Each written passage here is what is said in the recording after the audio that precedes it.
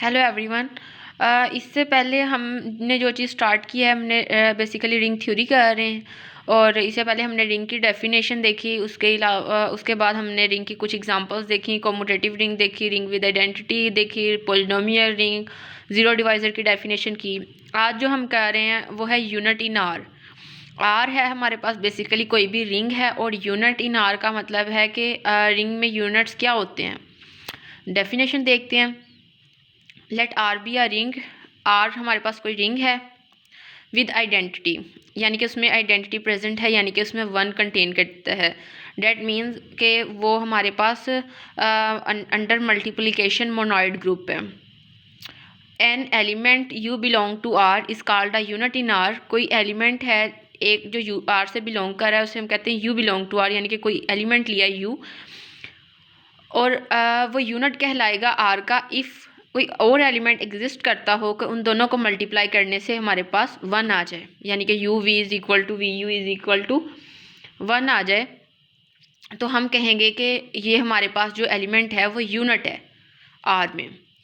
अब इसको हम अगर आसान लफ्ज़ों में देखें तो हमारे पास ये भी हो सकता है कि हर एलिमेंट का अगर हमारे पास मल्टीप्लिकेटिव इन्वर्स एग्जिस्ट कर रहा हो तो हम कहेंगे कि वो मतलब कि रिंग में मतलब कि यूनिट्स प्रेजेंट हैं। फॉर एग्ज़ाम्पल रियल्स की रिंग ले लें, या कॉम्प्लेक्स ले लें, या इसके अलावा हम सेट ऑफ रैशनल नंबर्स ले लें। तो इसमें हम देखते हैं कि अगर हमारे पास टू है, रियल नंबर्स में अगर हमारे पास कोई एलिमेंट टू है तो उसका यूनिट हमारे पास वी एक एलिमेंट इन्वर्स एग्जिस्ट करेगा 1/2 के। अगर हम यू और वी को मल्टीप्लाई करते हैं तो हमारे पास वन आ जाता है, तो यानी कि ये एलिमेंट उसका यूनिट बन गया, यानी कि उसका इन्वर्स एग्जिस्ट कर गया।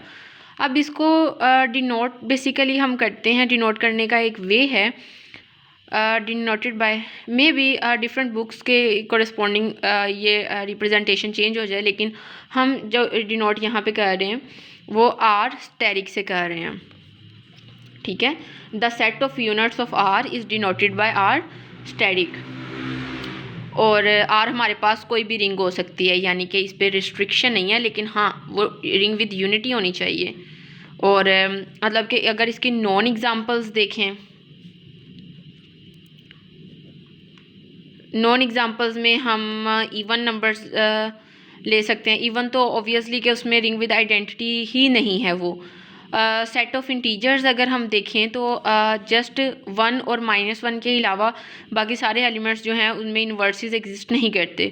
मतलब हम इंटीजर्स में अगर देखें तो 2 का इन्वर्स हमारे पास जो है होता है वो एग्जिस्ट नहीं करता।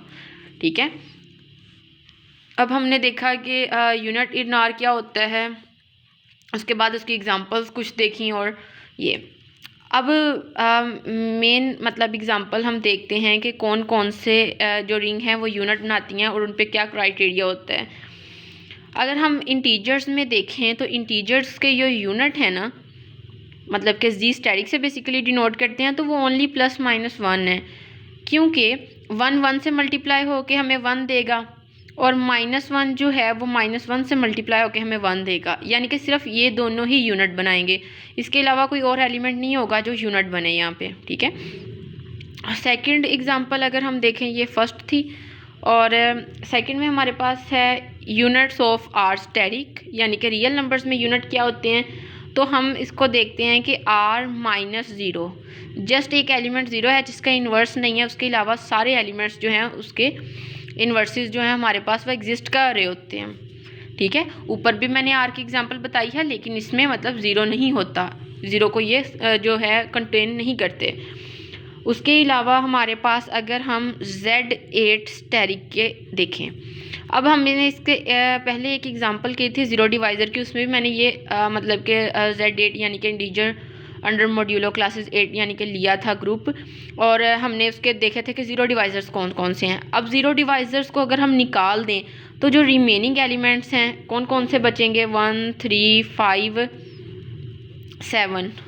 तो ये जो एलिमेंट्स हैं ये हमारे पास यूनिट्स बना देंगे, यानी कि Z8 के यूनिट्स रिमेनिंग एलिमेंट्स होंगे ज़ीरो डिवाइज़र्स को निकाल के। मीन्स कि हमारे पास 2 था और 4 से मल्टीप्लाई होकर 0 आ रहा था, ठीक है। और हमारे पास 4 जो था और 6, सॉरी ये मल्टीप्लाई हो रहा है, 4 और 6 जो था वो हमारे पास 0 था, मतलब ये ज़ीरो डिवाइज़र्स थे। ज़ीरो डिवाइज़र्स हमने नहीं लिए और मतलब ये निकाल दिए, तो हमारे पास जो रिमेनिंग एलिमेंट्स हैं वो हमारे पास जेड डेट के क्या बन गए, यूनिट्स बन गए।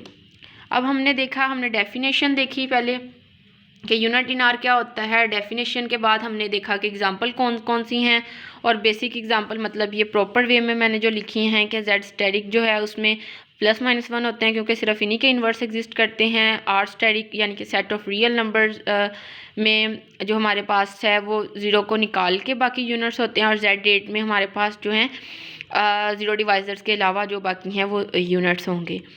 और अगर हम अंडर मॉड्यूलो क्लासेस में लें तो फिर हमारे पास वो सारे की सारी क्लास जो है वो यूनिट बना देगी। Thank you.